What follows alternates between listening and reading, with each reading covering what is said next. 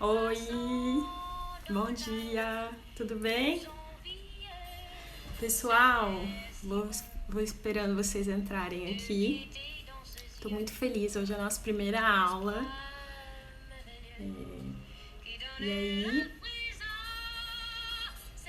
a gente vai conversar um pouquinho sobre o Le Bon Marché. O que é o Le Bon Marché? É uma loja de departamentos que fica aqui em Paris. Foi a primeira loja de departamentos do mundo. E ela ainda tá aqui, né? Ela ainda funciona. Então, coloquei uma musiquinha aqui para esperar vocês irem chegando. Deixa eu colocar uma imagem aqui no fundo, dando uma organizada na casa. Oi, Marcela.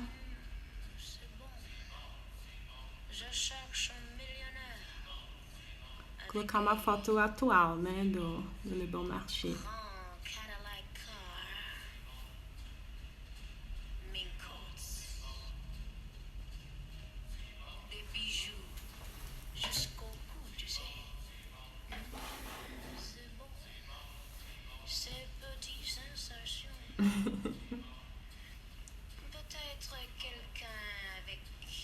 Então, bom, todas as informações que eu vou compartilhar com vocês hoje aqui, eu extraí estudando esse livro aqui.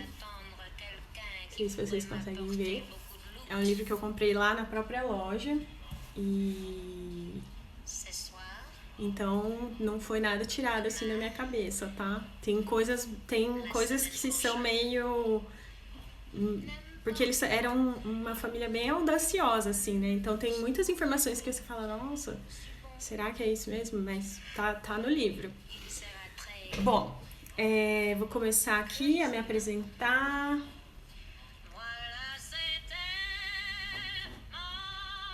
Bom, vou me apresentar rapidinho aqui. Eu sou a Gabriela, sou arquiteta e store designer. Deixa eu desligar a musiquinha aqui. E trabalho com varejo desde 2013, moro aqui em Paris desde 2017. Já trabalhei com diversas marcas, grandes e pequenas. Entre as mais conhecidas, eu trabalhei com a L'Occitane e com a Louis Vuitton. E aí no Brasil eu trabalhei com girafas e o Tostex, Coca-Cola, Perrodina, enfim, várias marcas. E aí eu criei o Branding Spaces, que é esse perfil, para compartilhar um pouco sobre esse universo, né, da arquitetura, do design de varejo, do mercado mesmo de retail design. Porque, a princípio, quando eu criei esse perfil, eu queria que ele fosse em inglês. Porque como eu moro fora, né, queria uma coisa mais cosmopolita, assim. Até porque essa área é muito internacional para quem trabalha. Então, na minha cabeça era óbvio que se eu criasse alguma coisa, teria que ser em inglês. Acontece que quando eu comecei a pesquisar e a estudar sobre os assuntos que eu iria compartilhar aqui, eu percebi que tinha muito conteúdo em outros idiomas, né? Em inglês, em francês, em espanhol, e não tanto assim em português. Então eu achei, bom, então vou criar um canal em português porque eu acho que vai ser mais legal para alcançar pessoas que talvez não tenham acesso a esses conteúdos em outro idioma. Então resolvi criá-lo em português. Foi assim que nasceu o Burning Spaces. E também porque eu me tornei mãe há 2 anos e eu resolvi começar a trabalhar no digital para ter um pouco mais de flexibilidade para estar com meu filho. E essa foi a maneira que eu encontrei de fazer as duas coisas, unir as duas coisas num lugar só. Bom, o que hoje a gente vai falar na aula de hoje? A gente vai conhecer a história dessa loja. Então, basicamente, a grosso modo, a gente vai ter 4 tópicos na aula. A gente vai falar sobre a história do casal, que se chama Aristide e Marguerite Boucicaut, como que eles criaram o Le Bon Marché. Depois, a gente vai falar um pouco sobre as práticas comerciais, as inovações que eles introduziram aqui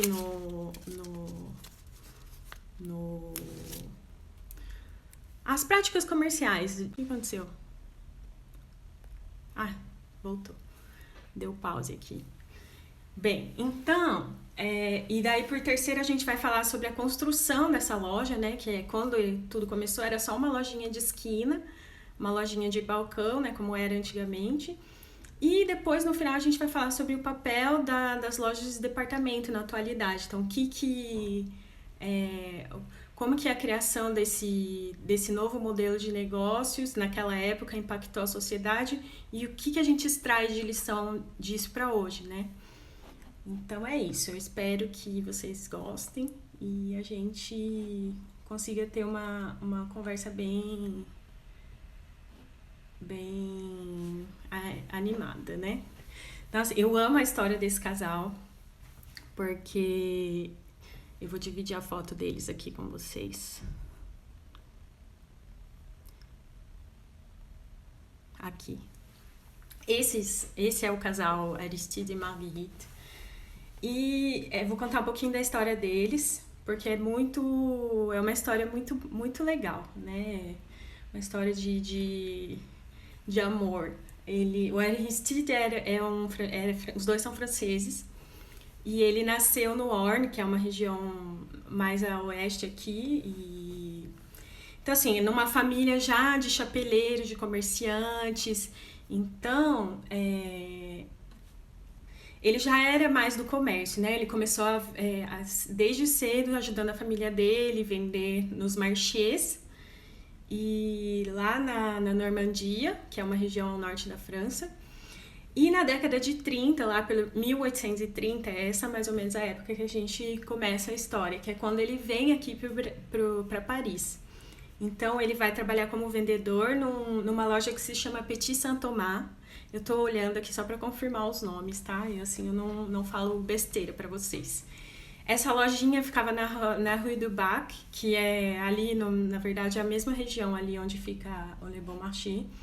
E era o que se chamava na época uma loja de novidades, né? Que era onde se vendiam seda, chale, artigos de armarinhos. E no Petit Saint-Thomas foi onde o Aristide aprendeu, né, essas bases rudimentares do comércio, as técnicas, né, de loja, porque quando ele trabalhava com a família dele, ele estava sempre no marché.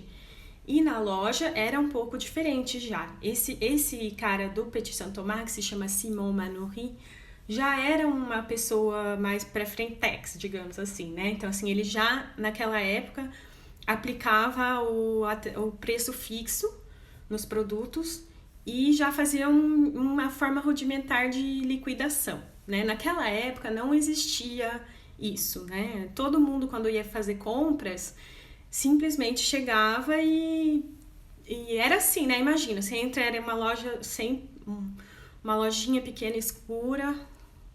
Oi, agora que vocês estão chegando. Já fui, gente, mas tudo bem, tá indo. E tô bem no começo ainda, contando a história do casal. Então aí, pera.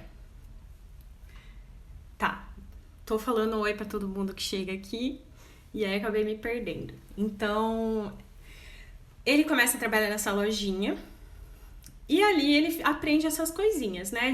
Do preço fixo, dos produtos que não saem muito, e daí esse cara do Petit Saint-Thomas já tem essa visão de, eu vou vender mais barato esse tecido que não saiu.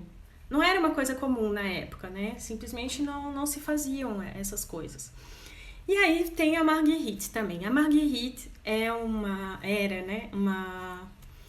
uma francesa que nasceu numa periferia ao norte de Paris, de uma origem bem pobre, né? Ela morava, numa casa bem pobre mesmo. Pai desconhecido, assim, aos 13 anos ela se mudou para a capital para trabalhar com um tio, né? Trabalhava com um tio numa lavanderia. Então ali ela aprendeu a ler e escrever, coisas que naquela época para a mulher era totalmente incomum. Então ela conseguiu guardar um dinheirinho, um bom dinheiro, né? Que ela conseguiu abrir um pequeno restaurante ali na própria Rue du Bac. Então é ali que começa a história dos dois, né? O Aristide trabalhava na Rue du Bac, nessa loja que se chama Petit Saint-Thomas, E a Marguerite abriu o que se chama até hoje de bouillon aqui na França, que é um tipo de restaurante que vende comida tradicional. É tipo uma cantina, né? É bem em conta, o menu é bem, assim, bem simples, mas ingredientes, né, frescos, de saison, da época. E ela, assim, ela abriu esse traiteur, essa cantina. Isso aqui não é a cantina dela, tá? Mas isso é só uma curiosidade, assim. Isso é um bouillon que ainda existe. Esse tipo de restaurante. Bouillon é um caldo quente, é tipo uma sopa. Então, esse é um dos bouillons que ainda existem aqui em Paris. Se chama Chartier, lá na região do Grand Boulevard. E a gente foi, né, Kika? E é muito legal, assim, o lugar é lindo e a comida é muito justo, o valor e a qualidade. E realmente desde a primeira vez que a gente veio como viajante aqui em Paris, a gente já foi. E eu sempre levo todo mundo que vem me visitar aqui, porque a gente sabe que para quem vem do Brasil passear aqui, é importante procurar lugares que não sejam tão caros, né? Então esse é um lugar que não é caro e é bacana. Dica de Paris no meio da aula. Mas enfim, voltando, né? Eles dois ela abriu esse restaurante e ele ia lá almoçar todo dia. Enfim, ali nessa, eles ficaram juntos, só que eles já ficaram juntos, já tiveram um filho sem nunca se casar. Porque a família dele era muito contra a relação, né? Eles achavam que ela não era pra ele, sabe? Assim, não era mulher pra ele. Mas, imagina, uma mulher que saiu do nada, gente. Simplesmente, ela, né? Como que fala? Self-made, né? Self-made woman. Ela saiu do nada e abriu um restaurante, né? E tava lá tocando a vida dela. Com certeza, né? Ela era uma mulher pra ele ou pra qualquer outra pessoa ou pra ela mesma, porque ela era incrível. E, enfim, eles ficaram juntos, mas só se casaram muitos anos depois que o filho já tinha quase 10 anos, porque a família dele era contra esse relacionamento. Então eu já gosto dessa história, porque esse amor proibidos, isso mesmo, pegou pelo estômago. E aí, deixa eu ver aqui se eu não pulei nenhuma coisa interessante da história deles. Bom, eles estavam juntos, ele trabalhando aquela vidinha deles, né? Tava tudo funcionando bem, ele tava lá na lojinha trabalhando. Só que aí na década de 1840, por aí, 1844, o governo francês introduziu um novo imposto para as lojas. Então, assim, todas as lojas que não vendessem uma coisinha só, né, não tivesse só um tipo de balcão, tinham que pagar um imposto a mais. Essa loja vendia várias coisas. E nesse interim, muitas lojinhas foram quebrando, né, aqui em Paris. E a loja dele a loja que ele trabalhava também acabou fechando em 1848. E foi quando ele ficou desempregado. Então foi nessa época, inclusive, né, que se você começa a ligar as datas, né, no livro e tudo, que eles se casaram, ou seja, a família só aceitou que ele se casasse quando ele estava totalmente falido, né? Mas beleza, né? A gente apoia esse amor. E aí, ele ficou desempregado, só que ele era muito bom vendedor. Então, assim, ele já tinha aprendido muitas coisas e não foi difícil para ele conseguir um novo trabalho. E foi aí que ele começou a trabalhar numa loja, no mesmo estilo da Petit Saint-Thomas, que se chamava Bon Marché. Já existia o Bon Marché, mas ele era uma lojinha de esquina, ali na mesma rua onde é hoje. Na verdade, no mesmo prédio onde é hoje, né? E ele começa a trabalhar ali para os donos que se chamavam Irmãos Vidot. Só que ele começa a aplicar umas técnicas muito ousadas de venda, né? E aqueles sócios os donos da loja não são muito a favor, né? Assim, apesar dele ter uma... Ele entra como vendedor, mas logo vira sócio da loja. Ele não se dava muito bem com esses outros donos. Exato, era na época da Revolução. E aí acabou que esses irmãos venderam a loja toda para eles. E como que ele fez, né, para comprar essa loja? Ele pediu um empréstimo. Ele pediu um empréstimo para um amigo de infância dele, que lá, isso já é 1863, tá? A loja já existia há 10 anos. E Aristide pega um empréstimo milionário com um amigo que era da região do Orne também, mas morava em Nova York. Esse amigo era confisseur, que é... Como que fala isso em português, né? Comércio de confeitaria, eu traduzi aqui. E daí ele pega um empréstimo milionário, assim mesmo, realmente muito grande. E começa a aplicar todas essas coisas que ele tinha na cabeça que ele queria fazer e não podia porque ninguém deixava e porque custava caro e era arriscado. Mas ele colocou, né, o risco por conta dele e fez. Então, assim, foram essas práticas comerciais que ele implantou, que a gente vai conversar daqui a pouco, que revolucionaram o comércio da época. E aí ele demorou 7 anos para pagar essa dívida, né, com um amigo dele. Mas, realmente, isso que é amigo, né? Na época aqui, ó, eu nem escrevi o valor, mas era um valor muito alto. E, assim, tipo, 2 milhões, sabe? Assim, coisa enorme. E aí ele, com esse amigo, além do dinheiro... Esse amigo dele era o Henri François Maillard. Ele já tinha feito fortuna, né? Ele tinha um comércio de confeitaria em Nova York que prosperava muito bem, né? O comércio sempre foi mais vanguardista nos Estados Unidos do que aqui. E aí ele aprendeu também com esse amigo algumas técnicas que ele usava nesse comércio dele em Nova York, que era vender ter um estoque grande e vender a pequenos preços e para causar giro, né?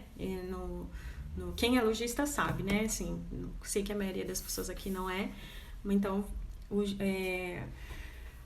volume de estoque, porque assim, antigamente comprava mais ou menos aquilo que sabia que ia sair, assim, esse negócio de ter estoque na loja era uma coisa meio arriscada e era o que ele estava fazendo, né? Então, assim, ninguém fazia isso, era muito caro fazer isso. Só que aí ele também... Gente, era a época da Revolução Industrial, né? Então, assim, tudo estava mudando. A sociedade toda estava mudando, tinha muita coisa acontecendo, a produção das coisas estava mudando, a ferrovia estava começando. Então, assim, não tinha como fechar os olhos para tudo isso e continuar fazendo comércio como se nada tivesse acontecendo. É por isso que eu gosto dessa história, porque eu acho que dá para fazer muito paralelo com a revolução tecnológica que a gente vive hoje, que já estava vivendo, mesmo antes do coronavírus. E aí, explicando por que eu acho tão legal essa história. E aí, essa foi as coisas que ele aplicou por primeiro, e assim... Ele tinha uma escuta muito atenta, ele era uma pessoa muito perceptiva, né? De tudo que acontecia, informada, antenado mesmo, né? Visionário. E aí, por perceber essas mudanças na sociedade e ter essa vontade de criar algo incrível e ser muito bom no que eles faziam, eles acharam que valia a pena arriscar. Então, eles criaram... assim, teve diversas campanhas de obra, mas imagina, nessa foto aqui, tudo começou numa esquininha. Isso daí já era 1887, eu acho, essa foto. Já quase 50 anos depois, né? Mas isso é o que se tornou o Le Bon Marché, que é ainda até hoje, né? Ele é tão grande quanto isso daí ainda. O que ainda é considerado uma loja de departamentos pequena, né? Para o padrão que se tornou depois. Então, além deles serem...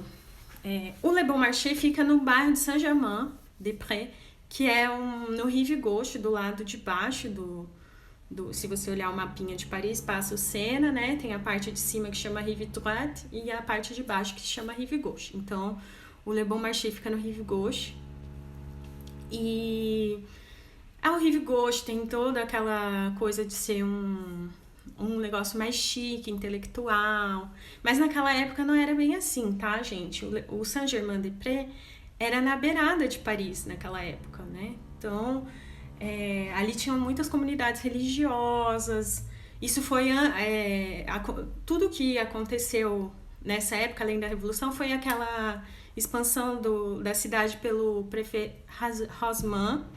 Então, assim, rasgou todas essas avenidonas que tem em Paris hoje, esses edifícios característicos, né, da arquitetura haussmannienne. É tudo nessa época que estava acontecendo. Então, assim, ele via toda essa movimentação e ele falava, eu quero que o meu negócio faça parte da história junto com tudo isso. Então, assim, essa era a visão. Mas além de ter todas essas questões de visão comercial, eles também eram pessoas muito vanguardistas no quesito trabalhista. Então, é engraçado, né? Isso eu não esperava e não sabia. Então, fiquei muito surpresa, porque eles eram muito preocupados com as melhorias nas condições de vida dos funcionários, porque eles tinham muitos funcionários, né? Então, para deixar que tudo fluísse bem, então assim, eles foram os primeiros que premiaram os vendedores por comissão. Assim, isso não existia até então. Então, além de ter o salário fixo, a pessoa tinha o bônus por venda. Isso era super novo. Então, eles também foram alguns dos primeiros a fazer a possibilidade da pessoa mudar de cargo, né? Ela não entra como o cargo X que ela entrar e ficar lá para sempre.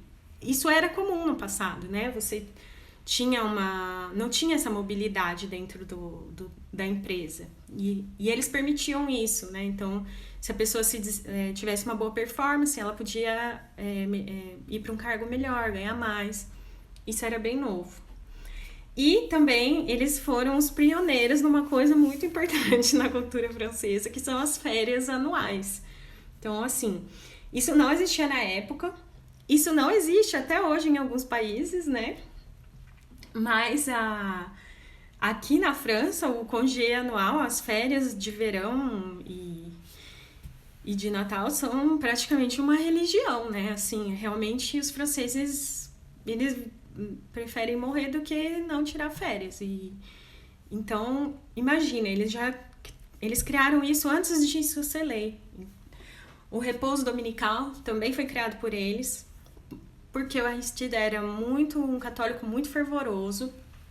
Então, a folga semanal ele criou no domingo. E imagina, ele criou essa folga semanal em 1850, alguma coisa, só que se tornou obrigatório por lei um dia de folga aqui na França em 1906, ou seja, 50 anos antes. Então imagina como era prestigioso, como era legal trabalhar lá, né? Assim, tô contando só a parte boa. E aí eles também criaram refeitório. 2 refeições diárias para todos os funcionários, incluso, era grátis. Então, assim, praticamente inventaram um ticket de refeição, né? Também coisas que ninguém fazia na época, não existia. Então, assim, práticas trabalhistas bem vanguardistas para a época e que faziam que... Aqui, ó, vou colocar o refeitório para vocês verem como é que era. Ó, de que ano que é, dá para ler aí? Enfim, esse era o refeitório. Olha o tamanho, imenso, né? E também eles foram os primeiros a criar alojamento para os funcionários, porque eles tinham muitos funcionários que vinham da campanha, né, do interior, e não tinham onde viver aqui. E assim, nessa época já era comum que os empregados vivessem no último andar dos prédios domésticos, né, os empregados domésticos. Até que aqui tem uma coisa que eles chamam de chambre de bonne, que é tipo um apartamentinho no último pavimento desses prédios haussmanniens, que fica embaixo do telhado, né? Então, assim, tem até uma pintura aqui que mostra como que era dentro, né? E isso era comum em prédios residenciais, né? Todo mundo, aquelas famílias emergentes lá, cheia de grana, eles contratavam um funcionário que morava nesse último andar. O acesso era separado, tá? A pessoa tinha a vidinha dela ali. Só que são apartamentos minúsculos, assim, 6 metros quadrados, 8 metros quadrados. Não tem banheiro, tem que usar um coletivo no corredor. E o mais engraçado é que hoje em dia esses apartamentos ainda existem e eles são comercializados. Até a Vanessa mesmo do Expresso Paris compartilhou acho que semana passada, um pouco da história da Chambre de Bonne, e mostrou o valor de uma Chambre de Bonne atualmente. Pode custar, sei lá, 100 mil euros por um quartinho de 6 metros quadrados para comprar, né? Então, assim, é incrivelmente valorizado o valor do metro quadrado aqui em Paris. E as pessoas se submetem mesmo, mas é mais assim, coisa para estudante, quem mora sozinho, essas coisas. Mas é um bom investimento para quem tem dinheiro, nunca fica sem alugar. E tá, voltando pro Le Bon Marché. Eles criaram isso e então ali os funcionários poderiam se hospedar no último pavimento e isso fazia parte, né, dos benefícios do trabalho.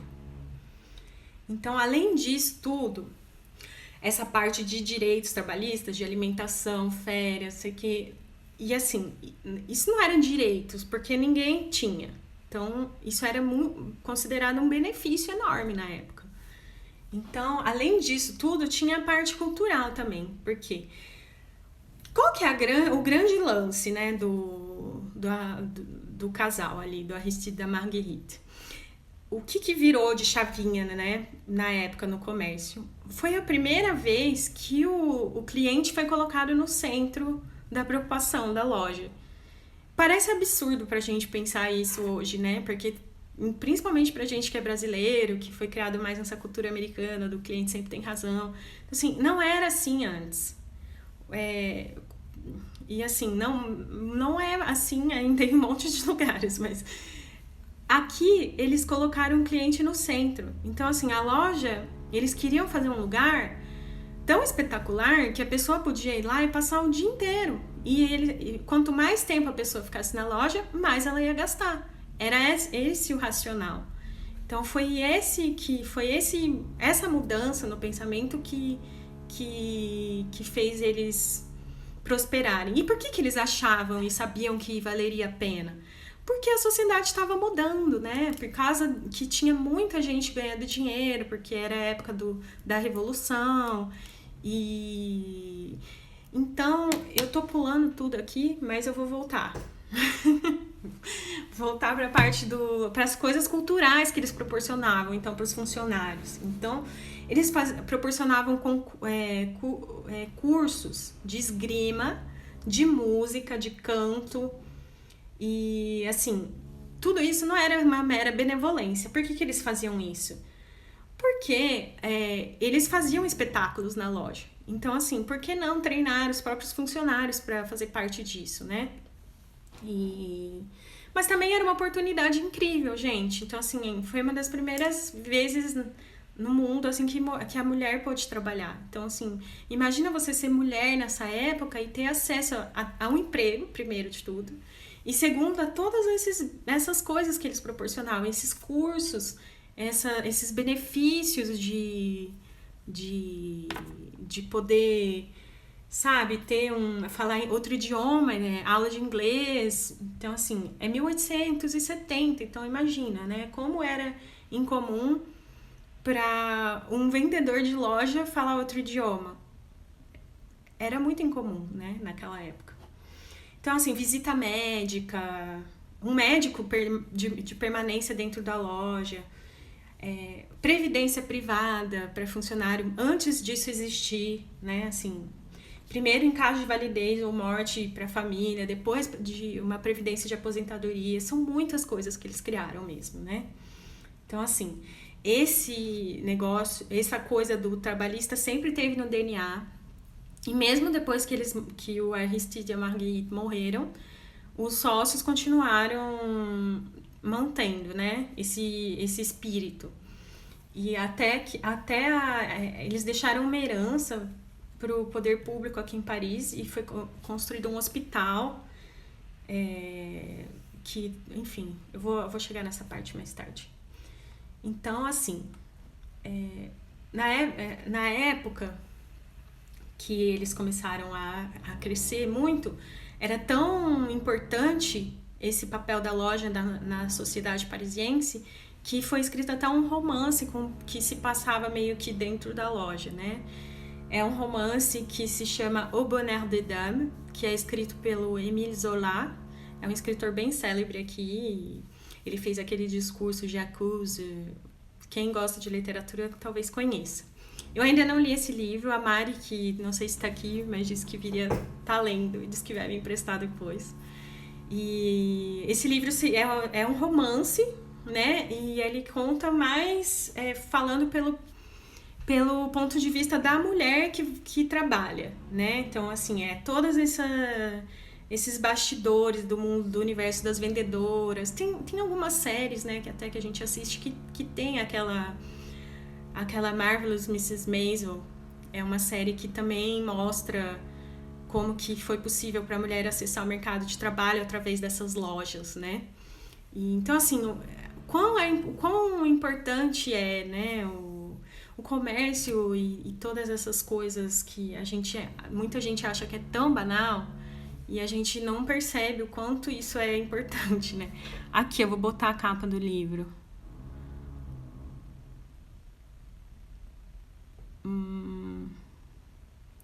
Não tô achando. E aí, a Mari falou aqui, tô lendo esse livro, é muito incrível. Preciso achar a capa aqui. Aqui, eu vou botar a capa, Ana, só um minuto. Não tenho. Achei, não achei. Achei. Au Bonheur des Dames. É esse o nome do livro. Eu procurei na Amazon e eu só achei uma versão em português de Portugal. De repente vocês têm mais sorte procurando aí no Brasil, porque aqui eu não consegui achar em português. Porque como é um romance de época, eu nem sei se eu tenho condições de acompanhar esse francês mais rebuscado, assim, né? Eu imagino que deve ser. Mas então, se vocês se interessam por esse tema e não conseguirem ler o livro, e tem uma tese de mestrado ou doutorado, não tenho certeza, que é alguém do Brasil que fez, que se chama Negócios e Magia. Aí, Au Bonheur des Dames e o consumo moderno. Ele faz uma análise de toda a época, né, de toda a revolução ali, aquela parte histórica, a partir do romance. Então eles vão analisando, são 3 autores. Mais tarde, se alguém se interessar por ler essa tese, me fala, porque eu tenho o link e eu posso passar por inbox. Ou eu posso mandar pela lista de e-mail depois, para quem tá inscrito. Então, gente, vocês estão gostando? Vamos fazer um print para mim? Vou deixar aqui o nome do livro. E aí a gente vai entrar a fundo na parte de práticas comerciais agora. Vende em feiras de livros antigos, comprei a €1. É um clássico, né? Eu imagino que um livro de poche deve ser baratíssimo aqui. Os franceses leem muito, gente. Tem muito livro de bolso aqui, é muito barato. Então, que bom, fico feliz. Então, a Selfridges foi... É que assim, a primeira foi o Le Bon Marché, mas tudo aconteceu muito rápido, né? Então, assim, a Selfridges foi logo em seguida, depois do Le Bon Marché, e eles já, super aderiram todas essas práticas, né? Tanto a Selfridges, a Printemps e a Galerie Lafayette mesmo, né? Que é a maior e mais famosa hoje em dia. Tem diversas lojas de departamentos que foram surgindo na mesma época Mas hoje eu tô falando aqui do Le Bon Marché porque eles foram o primeiro, só por isso. E também porque eu acho que a história é um pouco injusta com o Le Bon Marché, sabe? Eu acho que todo mundo vem aqui e só fica procurando saber de Galerie Lafayette, que é incrível mesmo. Mas, cara, pra você ser o primeiro, pra você ser uma pessoa que faz algo de diferente, né? É algo tão admirável, eu acho. Então eu gosto muito da história deles. Enfim, agora vamos falar das práticas comerciais que eles criaram e que ecoam para nós até hoje. Olha, as coisas que eles fizeram foram tão revolucionárias que até hoje a gente vê desdobramentos, né? Então, assim, tudo partiu dessa história do conforto do cliente e a qualidade do serviço como centro do negócio. Então, assim, não era só um lugar onde vende-se produtos. Era um lugar para a pessoa ir, passar o dia inteiro. Tinha sala de leitura, tinha um monte de coisas lá dentro da loja. E foi a primeira vez que a pessoa podia entrar na loja e não ser obrigada a comprar nada. Então, assim, a entrada era livre. Isso trouxe muita mudança, né? Então, assim, a primeira revolução industrial tem um contexto, né, socioeconômico que é favorável para esse tipo de modelo de negócio. Quando eu tô falando disso, eu mesma fico pensando, nossa, esse modelo de negócio é um monstro, né? Assim, imagina você criar uma loja de 2 quadras, contratar esse tanto de gente, fazer uma loja tão cara e, assim, é um investimento altíssimo. Mas a gente tem que ver que nessa época o contexto era de muita abundância, né? Digamos assim. Tinha muita gente começando a ganhar muito dinheiro com a Revolução Industrial. E foi nesse progresso, né, de técnico, né, de máquinas e tudo, e da ferrovia que permitia as mercadorias circularem, que ascendeu também a mulher, né? A mulher burguesa, a principal endereçada dos esforços do Le Bon Marché. Então, ali, além de focar no cliente, ele fez mais ainda, né? Ele colocou lá um ponto-alvo e falou: essa aqui é a mulher. É ela que vai deixar esse negócio de pé. Então, exato, imagina a galera da época achando ele um louco. Então, porque, gente, até hoje tem gente assim, que você vai fazer o projeto da loja e você fala, vamos botar um lugarzinho aqui pra pessoa sentar. Não, eu não quero ninguém sentado na minha loja, é pra entrar e comprar. Não é isso que vai fazer a pessoa vender mais, né? Então, assim, imagina lá, se até hoje tem gente que pensa isso, imagina naquela época, né? Então, assim, ele foca na mulher. O público ele tá observando essa emancipação feminina, né? Então, esse é o grande potencial da época. Então, assim, essa mulher que agora sai de casa, sem o marido, ela pode comprar o que ela quiser, ela pode trabalhar, ela pode decorar a casa dela. Foi nesse momento que nasceu o mito da parisiense. Então, assim, a mulher parisiense, essa coisa, esse imaginário, né, o parisiense do imaginário coletivo, que a gente sabe até hoje, aquela mulher elegante, independente, dona de si mesma e chique. É aqui, gente, nasceu aqui.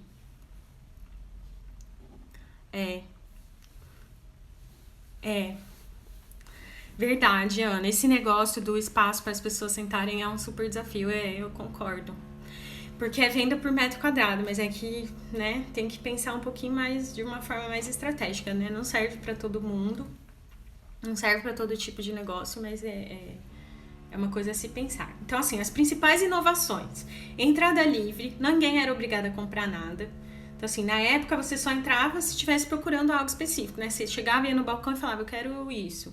E aí o vendedor ia lá procurar. Aqui mudou tudo. A pessoa entra, tudo está exposto, toda a mercadoria está exposta com preço E isso é super novo. E você fala, o vendedor, ele é um consultor, ele te orienta, né? Mas você pode ver tudo que você quiser, tá ali. Então, exposição da mercadoria, né? Antes, você não, além de você poder olhar, você pode tocar, você pode sentir, você pode, né? Não era algo que acontecia com frequência. O preço fixo marcado no produto, que a gente já falou. A devolução e troca. Totalmente novo. Isso foi uma prática que ele introduziu mesmo. Então, assim, imagina, gente, podem vir. Vocês não precisam pagar nada, não precisam comprar nada. Podem ver tudo. Ó, tenho tudo isso aqui para oferecer para vocês. Ele foi ali foi o primeiro banheiro público feminino da cidade, foi ali. Então, assim, vocês podem vir. Não precisa comprar. Se comprar, se arrepender, eu devolvo o dinheiro, não tem problema. Então, assim, venham. Ele só queria que a pessoa chegasse lá, porque ele sabia que se a pessoa tivesse lá, ela ia comprar. Porque era tudo tão incrível, tão incrivelmente apresentado, que não tinha como não dar certo, né? E, assim, todas essas inovações transformaram o status do cliente, né? Ele passou, o ato de comprar foi liberado, assim, se tornou uma diversão, né? Flaneur na loja, tipo, a pessoa ia lá para se divertir, e daí ela acabava comprando também. E é isso, esse negócio de expor a mercadoria, né? O que não é visto não é desejado e não é comprado, então vamos colocar tudo. Os VMs passam mal, mas calma, né? Foi ali que começou o visual merchandising. Então, assim, o mote deles era venda todos os itens com um pequeno lucro e total confiança. Então, assim, tudo é garantido. Se você se arrepender, eu devolvo. Enfim, tudo isso que a gente conversou. E aí, por causa dessa grande rotatividade de estoque que se criou, essas compras gigantes, isso mesmo. Foi a grande sacada. Ele foi muito esperto, gente. Ela, né, também, porque ela tava ali o tempo todo. Os dois faziam tudo juntos. Todas as decisões foram tomadas sempre juntos e ela tocou muito bem o negócio depois que ele faleceu. Então, assim, essa rotatividade do estoque criou o princípio de coleção sazonal. Então, assim, antes não tinha isso, né? Todo mundo comprava a roupa quando estava precisando, ou quando ia ter um evento, mandava fazer, né? Não tinha o prêt-à-porter. E aí, então, se criou essas coleções sazonais, porque tinha para dar saída, né? Porque tinha toda essa produção de roupa que estava sendo possível por causa da Revolução Industrial. E como que dá vazão para essas mercadorias? Como tornar tudo isso interessante, fazer as pessoas comprarem? E aí se criaram, né, a coleção Primavera, Verão, Outono e Inverno e o calendário comercial. Diz a lenda, né, eu tinha até colocado aqui o Blanc, que depois de um Natal, o Aristide estava flanando lá pela loja em janeiro, a loja estava vazia, né, depois do Natal, ninguém faz, né, já foi aquela gastação de dinheiro, ninguém quer saber de loja. E ele tava lá super chateado porque a loja estava vazia e ele teve essa ideia. Ele falou assim: eu vou fazer algo que seja tão visualmente inusitado que as pessoas vão querer vir só pra ver. E ele falou: como que eu vou fazer isso? E aí ele criou o tal do Blanc, né? A grande venda do branco. Ele tirou todas as mercadorias brancas, expôs, tudo que era branco ficou exposto. E aí, esse se tornou um evento. Todo mês de janeiro tem a venda do branco. E isso foi só o primeiro, né? Depois ele foi criando outros momentos dentro do calendário que se tornassem eventos interessantes que fizessem com que as pessoas viessem, né? A loja. E esse negócio do branco foi tão simbólico do Le Bon Marché que até hoje eles todo mês de janeiro eles convidam um artista para para fazer uma obra com carta branca. Eles podem fazer o que eles quiserem dentro da loja.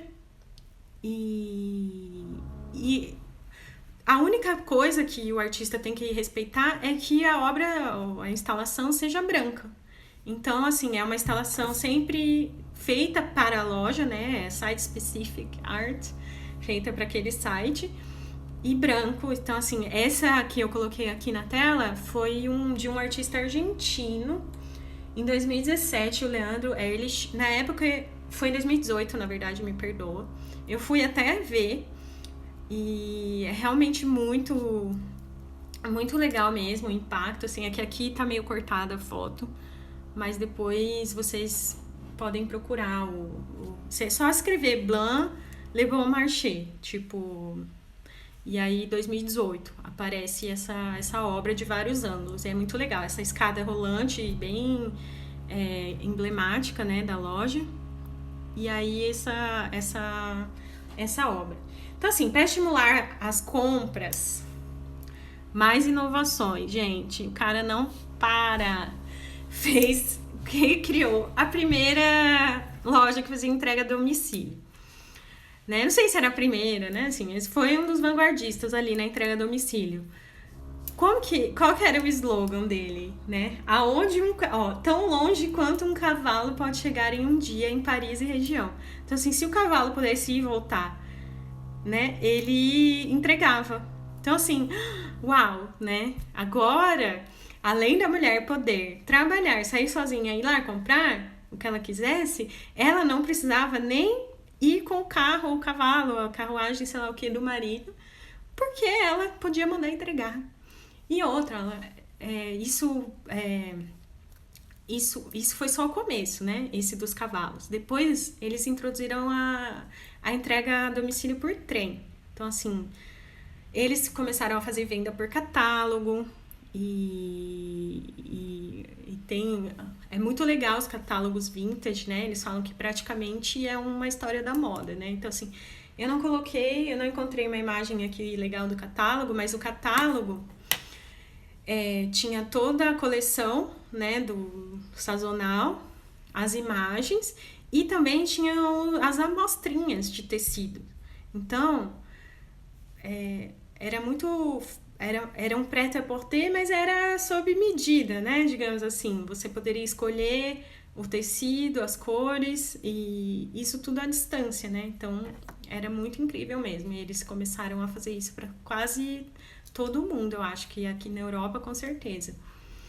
E aí, agora, isso foi muito criticado, na verdade, né? Assim, aqui as lojas menores começaram a fechar e...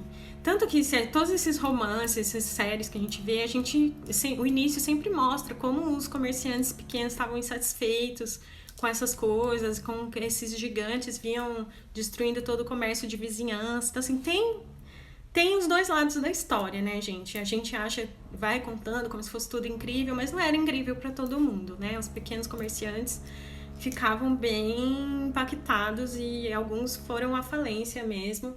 Mas era aquela história de... Pois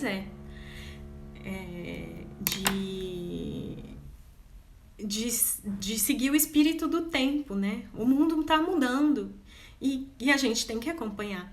Quem não acompanha acaba saindo, né? Saindo do negócio, não permanece. Imagina gerenciar essa complexidade na época. Nossa, tem uma foto que eu não tá aqui no meu celular, mas eles mostra a sala de telefonistas, que as compras de catálogo era feito por telefone, né? Então tinha mais de 200 telefonistas só para cuidar da venda por catálogo. Então, assim, imagina quão surreal era, né?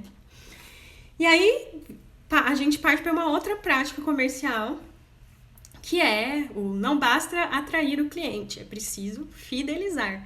Então, acho que a Letícia já tinha falado ali, ou a Vanessa, que a grande sacada era ocupar as tardes dessas mulheres, né? E aí, uma das primeiras coisas que eu encontrei nessa pesquisa foi que o tipo de publicidade que eles faziam, né? Bom, aqui na França, toda semana tem um dia de folga na escola. Hoje em dia é quarta-feira. Nessa época era quinta-feira. Então toda quinta-feira as crianças não tinham aula. E aí as mães ficavam com essa criança em casa. O que eles fizeram? Eles falaram, vamos criar um ponto de interesse para essas crianças, né? E aí eles distribuíam balão e fizeram uma coisa muito legal que é uma coleçãozinha de cromo cards, assim, é uma litogravura isso, só que colorida.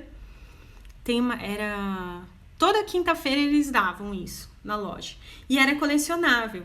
Então, assim, tinha ditados populares, coisinhas, né, do cotidiano da época. E as crianças ficavam malucas, né? E falavam, mamãe, né? Vamos no Le Bon Marché. Então, tipo... Aí isso... Só que, assim, não era só chegar ali, né? Essas mulheres tinham muito conforto dentro da loja. Então, e essas cartinhas eram feitas por artistas renomados na época, tá? Não era qualquer cartinha, não. Então era muito legal ter. Até hoje, se você procurar no eBay, tem um monte de coleção para vender. É muito legal. Então, assim, o Le Bon Marché proporciona para os clientes essa experiência de conforto inédita, né? Não tinha nada parecido. Um salão de leitura e correspondência. Então a pessoa podia ir lá ler jornal, ler tudo que tivesse, mandar carta, mandar telegrama, sei lá. E aí tinha também um salão com comes e bebes gratuitos, ou seja, né? Tinha tudo. E uma sala de jogos, agência de turismo, que organizava excursões sob medida, salão de beleza, primeiro banheiro público para senhoras. Então, assim, realmente, né? Era um lugar para ir passar o dia inteiro. Não era só, vamos dar um balão aqui para as crianças e a mãe que se dane. Não, realmente era um lugar onde dava para passar o dia. E a gente tem que ver que nessa época a vida social não era feita para as mulheres, né? A vida social, a cidade era dos homens, né? As mulheres não tinham direito de frequentar e nem fazer parte da vida pública. Então isso é muito poderoso, né? Isso que eles fizeram. Então, como eles eram amantes das artes também, eles colocaram essas questões culturais também dentro da loja. Eles expunham artistas que não tinham sido aceitos no salão. Todo ano tem um salão de arte, né, de pintura e escultura aqui em Paris. E todos os artistas que tentavam entrar nesse salão e não conseguiam, eles deixavam expor na loja. Então ali virou um grande salão de arte contemporânea também. E no final do ano, as coisas das marionetes. É isso mesmo. Só as cortesãs frequentavam tudo com os homens. As mães, as mulheres. Olha, mesmo que não fossem mães, gente, né? Se você era uma mulher lá que era jovem, ainda não tinha casado, você não tinha uma perspectiva de fazer nada, né? Era só procurando marido. E ali você tinha uma nova vida que você podia ter, né? Você podia ser vendedora. Então é isso. Os clientes vão lá pra loja se divertir, sonhar, né? Para servir a clientela. Esse negócio das cortesãs. Como que funciona, então? Na época não tinha... As mulheres não tinham vez, né? Então não tinha... Era só vendedor homem. Mas como começou a frequentar muita mulher na loja, é melhor ter só vendedora mulher. Assim não causa um estresse, né? Minha esposa tá indo sozinha lá na loja e aquele vendedor lá, tá? Falta de respeito. E aí as vendedoras começaram a ser tudo mulher também, pra poder manter a moral e os bons costumes, já que eles eram católicos. E ali, então,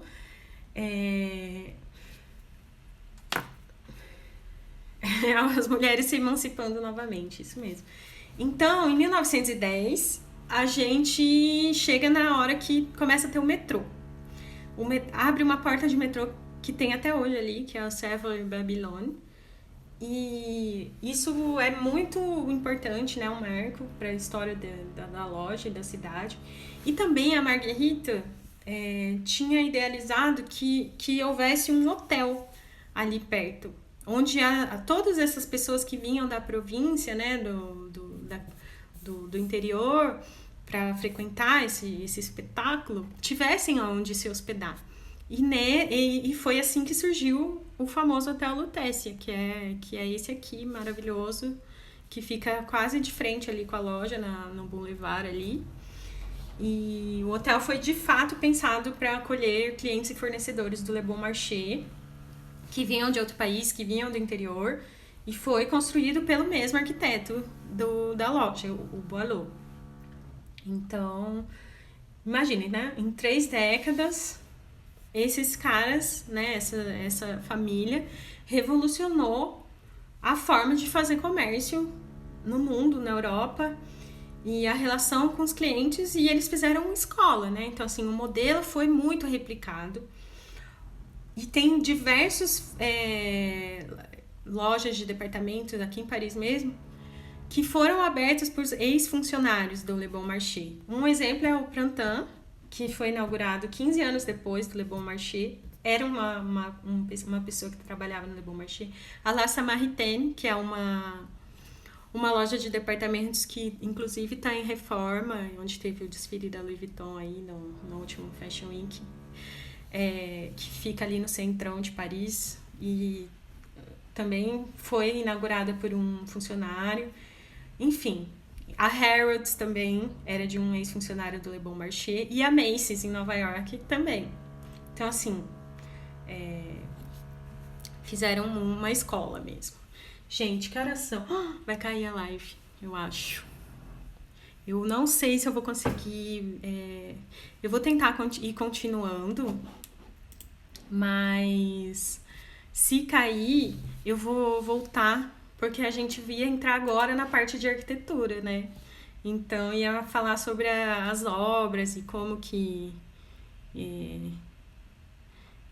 aconteceu tudo isso.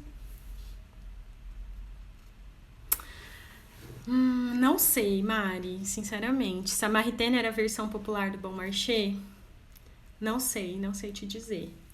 Eu acho, assim, eu não sei como que é a diferença de modelo de negócio, mas pelo que eu percebo, assim, os americanos, eles fizeram da loja de departamentos algo totalmente diferente do que se faz aqui na Europa, né? É um lugar muito mais de descontos e tal.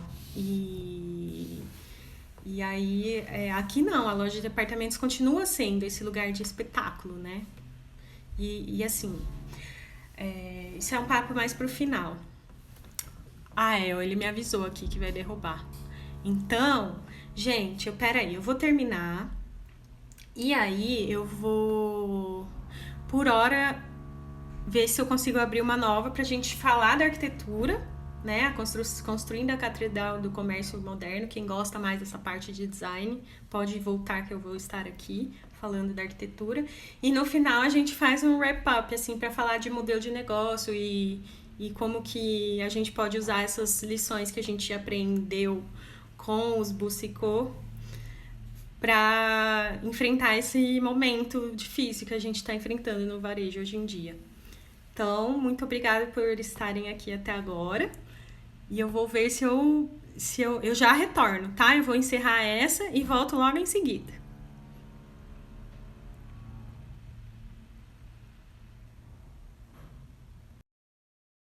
Oi, voltei. Vou botar o título aqui agora.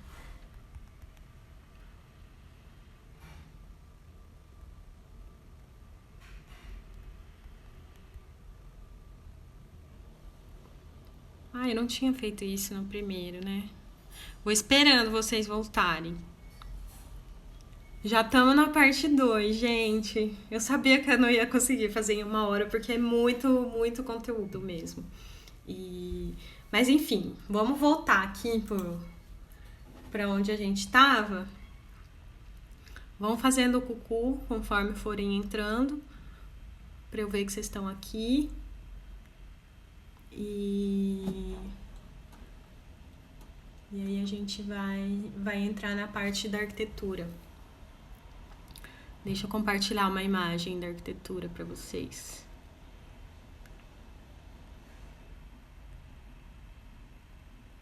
Cucu. Gente, era muito impressionante, né, a loja. Isso aqui é uma foto do interior do edifício histórico, né? Na verdade, essa escadaria, do jeito que ela é assim, não existe mais, mas vamos lá. Então, assim,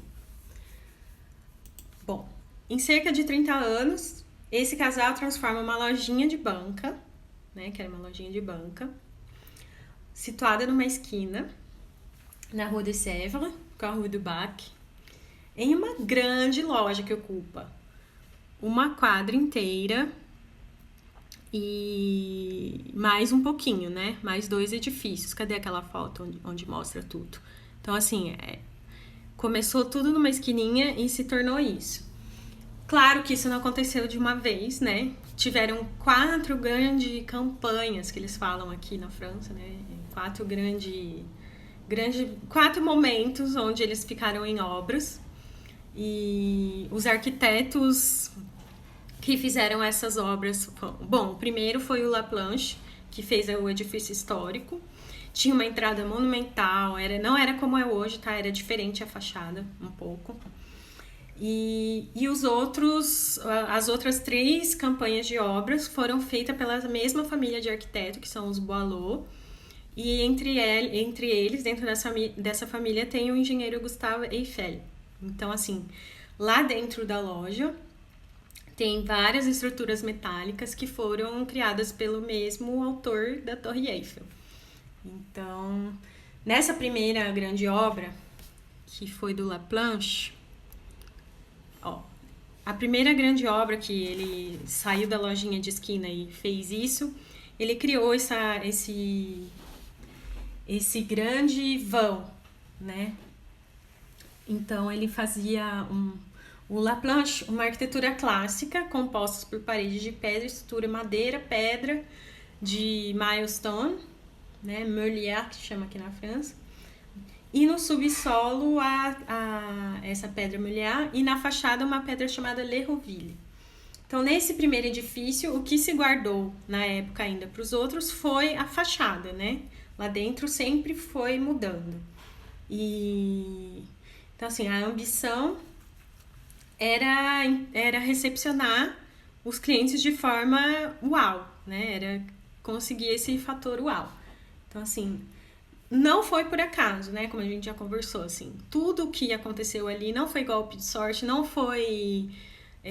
foi tudo muito desejado, né? Assim, ele planejado e ele sempre quis ser uma marca espetacular para ficar na história. Ele não fez algo tipo, vamos fazer aqui o que dá pra gente ir vivendo. Não, eles sempre quiseram fazer algo incrível. Então, assim, foi a partir de 1872 que eles começaram a comprar tudo ali em volta, né? E conseguiram fazer essa grande obra que se tornou o Le Bon Marché de hoje. Então, as inovações tecnológicas foram a utilização da estrutura metálica, né? Que era uma verdadeira inovação técnica. Essa questão de criar planos abertos onde a pessoa pudesse entrar e já ver tudo que tinha na loja. Eu estou tentando achar uma foto. Esse aqui já é um segundo edifício.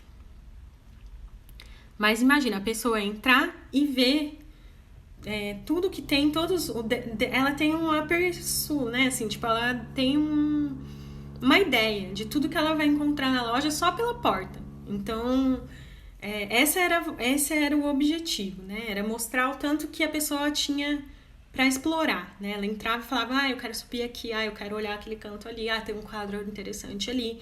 Então, esse negócio do ângulo, né? Como que é importante a partir da hora que a pessoa entra, põe o pé dentro da loja, a gente criar essa zona de respiro, onde ela pode simplesmente contemplar e ela vai ver se ela entra ou não.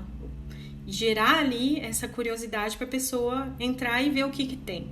Então, isso é uma forma de projetar que eu uso até hoje, né? Assim, é muito importante a gente levar isso em consideração. Então, a arquitetura foi pensada para ser uma combinação dinâmica de volumes horizontais, que eram os pavimentos e essas galerias, né? Onde as pessoas... Isso existe até hoje. E aí, os volumes verticais, que eram as escadarias e as clarabóias, né, de vidro, que iam iluminando cada departamento. E então, esse negócio de dispor as mercadorias por departamento, que é por isso que chama loja de departamento, que era o que tornava o cliente independente, né? Ele podia entrar na loja e procurar o que ele quisesse, porque estava separado por setor, né? Não era tudo misturado. Então, assim, tinha o setor de moda feminina, tinha o setor de sapatos, o setor de utensílios, da casa, de decoração. Isso era muito inédito na época, né? Não era assim... primeiro que não se tinha one-stop shop, né? Na época, onde você vai para comprar tudo. Era algo... Cada loja tinha sua especialidade. Isso é muito forte aqui na França até hoje, esse negócio da especialização, né? Mas isso é assunto para outra aula. Eu quero muito conversar sobre isso, né? Ainda aqui nesse perfil. Como as especialidades, né? E aí esse era um lugar onde a pessoa podia entrar e achar de tudo, né? Desde moda até salão de beleza e tal, e tudo era separadinho, e a pessoa tinha essa autonomia através da comunicação da loja, ela podia se localizar sozinha. Então isso é muito, muito groundbreaking, né? Tipo, isso é muito novo, assim, era muito novo. E a arquitetura servindo de apoio para isso, né? Como é importante a gente criar um espaço onde as ambições do negócio estejam espelhadas, né? Não adianta a gente falar que quer fazer tudo isso, eu quero que meu cliente entre, se localize e saiba o que fique impressionado, e daí você vai lá e faz uma loja toda confusa, onde a pessoa não consegue caminhar lá dentro, ela fica com tanta informação que ela vai embora porque ela fica ansiosa. Então, a arquitetura é uma ferramenta muito poderosa para o varejo. E foi aí que começou a ser dada essa importância, né? Então, o cliente, ao mesmo tempo, é um ator, ou seja, ele é convidado a criar a própria situação dele ali, fazer o que ele quiser, aproveitar, comprar, mas ele é um ator e um espectador contemplativo. Então, assim, ele está ali também para apreciar tudo que foi criado, tudo que é oferecido, né? Então, alguns dos espaços da loja são pensados como verdadeiras áreas de convivência. Vê se eu acho aqui imagens.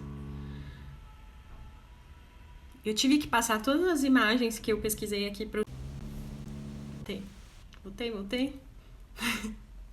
E aí eu não consegui colocar todas, mas tem muito... Tem o salão de leitura, a galeria de belas artes, o salão de chá. Então, todos esses espaços foram projetados, né, com essa ambientação e esse negócio da temporalidade diferente, né? Ao mesmo tempo, a pessoa estava num universo paralelo ali, né, da loja, só que ela tinha um tanto de vidro que deixava a luz natural entrar e a loja está inserida no contexto, né, da cidade. Foi assim que a loja foi criada. Isso foi se perdendo com o tempo. Durante a década de 70, 80, onde a gente começou a ter aquela arquitetura de shopping, onde tudo era feito para você ficar andando em círculo, né? Na minha faculdade de arquitetura, a gente tinha uma matéria onde a gente estudou os shoppings, e eles eram projetados, pelo menos nessa época, né, quando surgiu até mais ou menos a década de 90, no 2000, para a pessoa entrar e nunca mais sair, né? Então, assim, nos shoppings antigos, se você reparar, não tem relógio, não tem luz natural, o circuito é sempre feito para você não encontrar a porta da saída. Essa foi uma arquitetura de shopping que veio aí, que começou na década de 70 e 80, 1970 e 80. Só que lá no passado, já não era assim. Quando a loja de departamento, que eu considero um grande shopping, na verdade, foi concebida,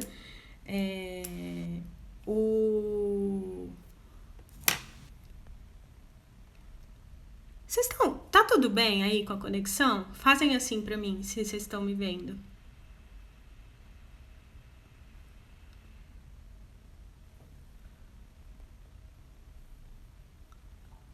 Tá tudo certo?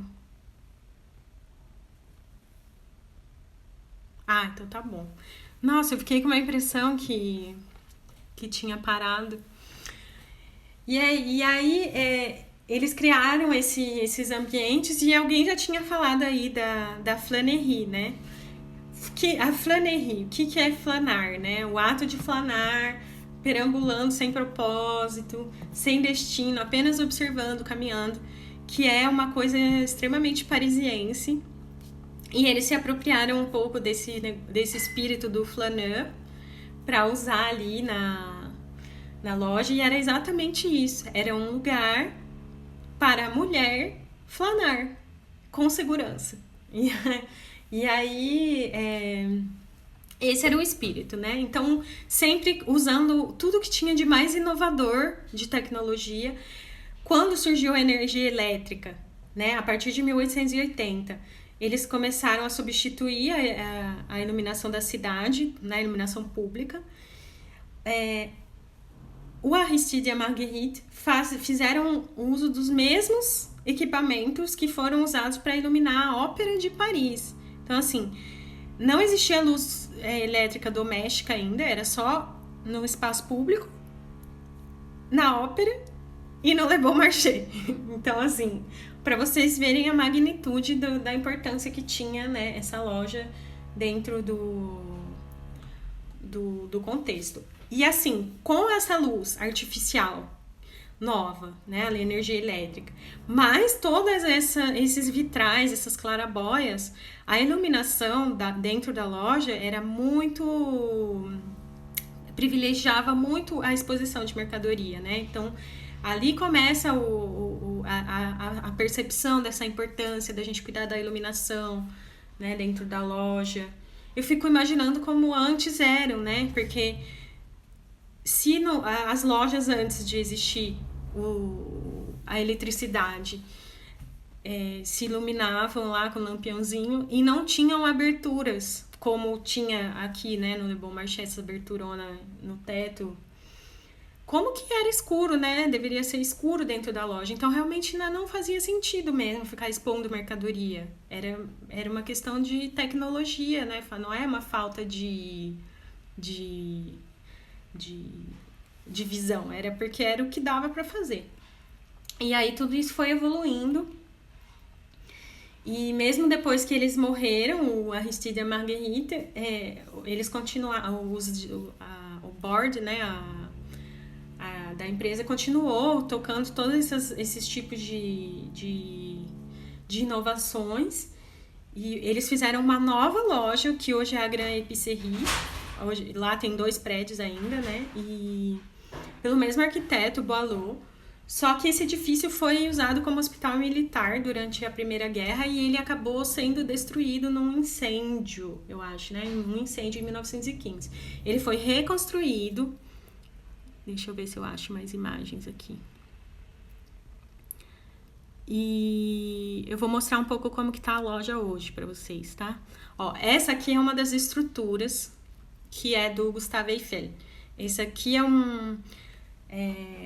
depois que eles fizeram o segundo edifício, que hoje é a Grande Épicerie, logo em seguida eles fizeram uma grande obra para unificar as fachadas, porque quando tinha o edifício o clássico e quando eles fizeram o novo, eles fizeram já no estilo Art Deco, e só que aí ficou dois estilos diferentes, né? Então ficou meio esquisito. Eles fizeram uma obra para unificar visualmente, né, a fachada, e foi aí que caiu fora aquela entrada monumental. Eles destruíram aquela entrada e fizeram os quatro... tá vendo nessa foto aqui que tem esse marco redondinho assim na esquina? Tem em todas as esquinas desse edifício mais antigo. E aí os dois se ligam através de uma passarela. Eu vou colocar um carrossel de fotos depois da aula ali no feed para vocês verem como é que é. E aí eles fizeram essa obra de unificação, né? Então, assim, o que mais de importante que tinha dentro dessa questão de arquitetura? E dentro do Le Bon Marché, eles criaram um estúdio, né, de design de interiores que se chamava Pomone, Estúdio Pomone, que ele era guiado por um artesão marceneiro e um designer de interiores chamado Paul Folot. E assim, outra prática super vanguardista, né? A pessoa ia lá comprar móveis. Assim, tinham dois edifícios. Um edifício era dedicado para roupas e tecidos, tal, cuidados pessoais. E o outro edifício, já na época, já foi dedicado para mobiliário, né? E design. Então, eles sempre foram sempre teve no catálogo do Le Bon Marché móveis e decoração.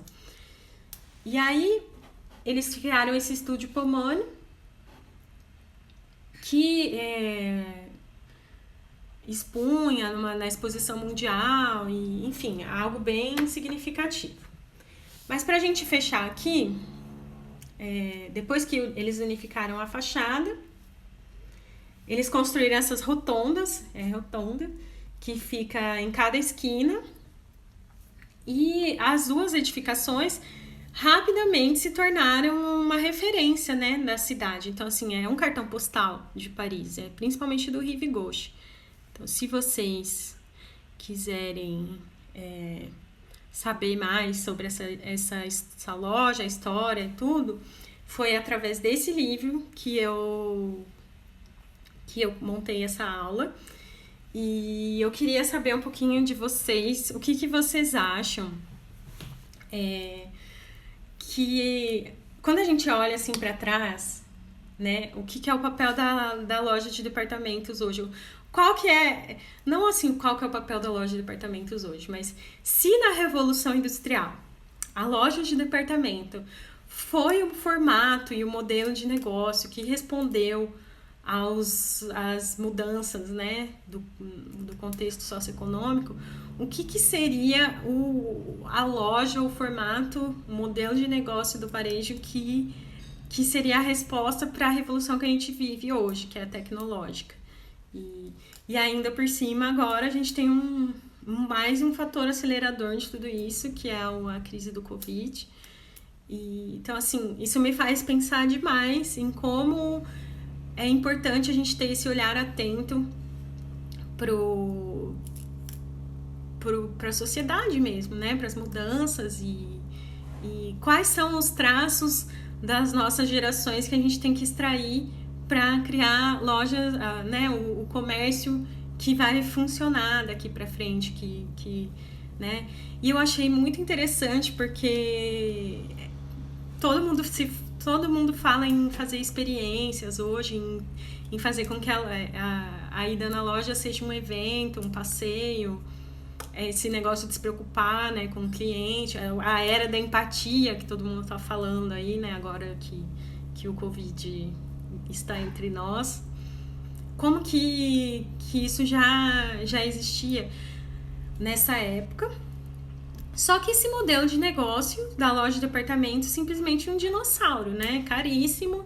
E a gente não pode achar que, assim, a maioria das lojas de departamentos do mundo estão fechando e estão indo à falência agora, porque é uma estrutura dificílima de se manter. E deixa eu ver, mudar a imagem para eu conseguir ler os comentários. Não sei se é a decadência dos shoppings e as grandes lojas, mas vejo pessoas voltando a preferir lojas. Exato, porque produtores. Eu também, eu super percebo isso.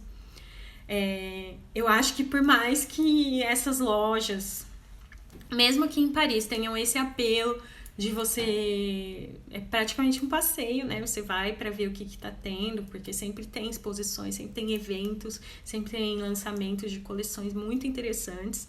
Eu frequento muito, eu não compro muito, mas eu frequento muito por pesquisa. Mas eu gosto muito também de frequentar lojas menores, né? E vejo que isso é um movimento mesmo, pelo menos aqui na França. Pequenas lojas abrindo com identidade bacana, reforçando o Made in France, com certeza. E eu percebo também que essas lojas de departamentos, principalmente a BHV Marais, que fica ali no centro de Paris, convidam muitas marcas independentes para... Eles têm praticamente no menu ali de marcas, eles separam uma cota, né, digamos assim, para fazer o handmade, praticamente, um negócio local e a marca 0 quilômetro de carbono, sabe assim? Então, as lojas mesmo de departamento estão tentando se reinventar, porque é um modelo de negócio caríssimo e com essa coisa do direct to customer, né, direto da marca para o cliente, que a internet permite, né? Antigamente toda marca tinha que passar por um varejista, né? Um multimarcas.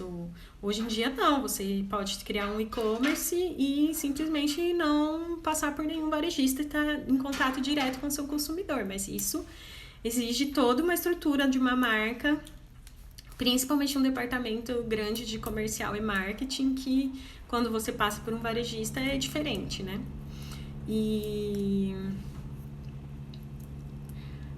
Então assim, tudo isso serve pra gente ir repensando, né, os nossos comportamentos, toda essa questão da sustentabilidade que a gente sempre fala e para não fazer greenwashing. Acho que a Selfridges está fazendo um trabalho incrível lá em Londres de reinvenção. Então, acompanhando bem esses movimentos, a gente consegue perceber que é um momento de grande transformação mesmo. E quem não se recusar a fazer parte da transformação simplesmente vai quebrar, né? Mas é muito complicado. Hoje em dia eu frequento aqui para pesquisar, vou nas lojas e realmente está bem vazio, sabe? Não tem quase cliente as lojas de departamento. Por mais incrível que sejam as coisas que eles façam lá, o movimento caiu demais. E então estamos aí, né, acompanhando. Eles continuam sendo um símbolo, né? Sim.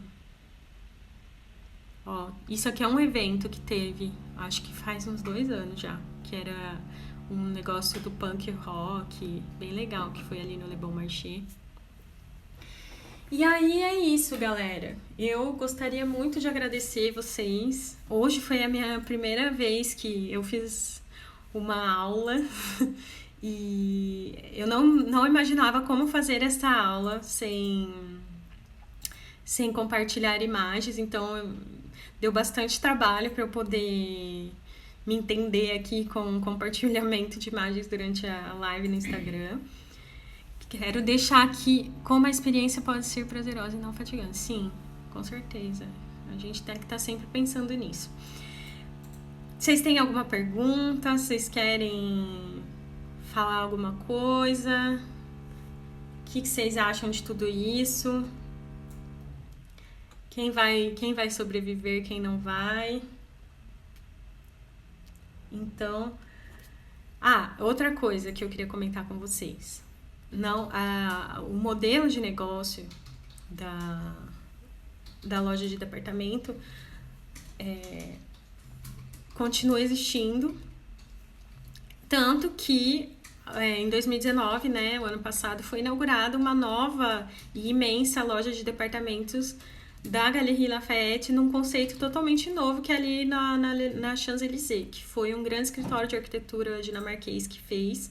Então, assim, não existe essa coisa de falar que as coisas morrem do dia para a noite, né? Então, se um grupo tão grande como a Galerie Lafayette investiu uma grana preta para abrir uma nova loja de departamentos com um novo conceito, é legal a gente prestar atenção nessas coisas, porque são movimentos que os grandes fazem, que a gente tenta extrair aprendizados para trabalhar com as nossas marcas, mesmo que elas sejam menores, né? São questões de comportamento, de consumo. E, bom, era só isso para encerrar. Quem quiser ler mais sobre o futuro das lojas de departamentos, eu tenho vários links que tem como, né, do Wall Street Journal, do New York Times, como que tá sendo isso lá nos Estados Unidos. E aqui na Europa é um mercado bem diferente, eu percebo.